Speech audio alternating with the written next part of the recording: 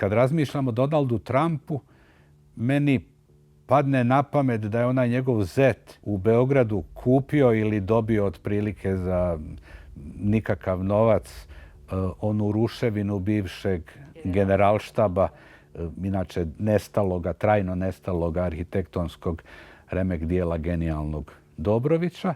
To je neka vrijednost.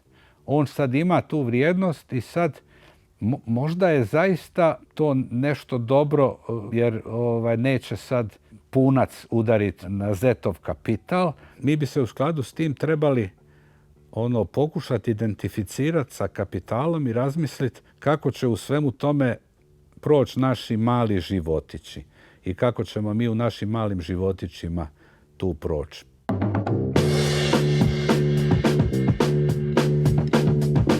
Vladavina Donalda Trumpa će sasvim sigurno biti vladavina radikalnog prostaštva, kao što je bila i u prvom mandatu.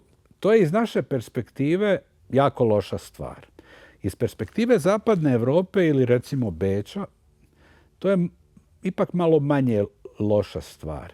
Jer zapadna društva su društva sa jakim kulturno-identitetskim kapacitetima.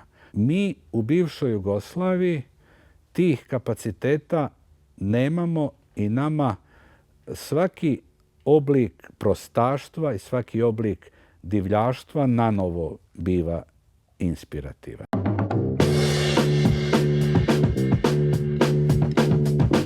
Trumpova vladavina će biti priličan izazov za kulturu, nauku i obrazovanje u planetarnom smislu te riječi. U zemljama u kojima postoji neka ozbiljna samosvijest, stvari će, vjerujem, biti drugačije.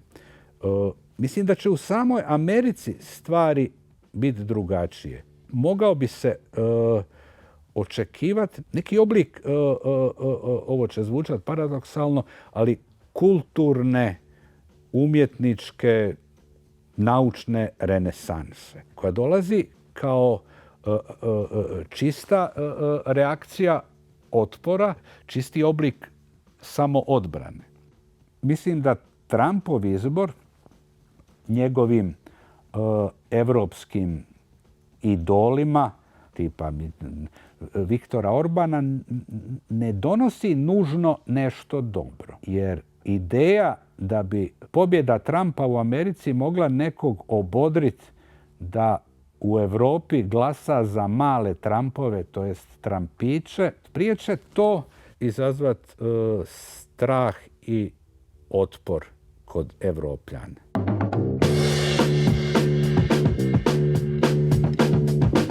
Stižemo do onog najstrašnijeg mogućeg i najneugodnijeg mogućeg pitanja: šta će biti sa Ukrajinom, šta će biti sa Bliskim istokom, šta će biti ne samo sa zemljama i ratovima, nego šta će biti sa svim našim mržnjama koje su iz tih ratova proistekle. Nadam se da će se Trumpovo prostaštvo, njegova ludost i njegova zapravo vrlo oskudna inteligencija manifestirati na drugim, manje strašnim mjestima.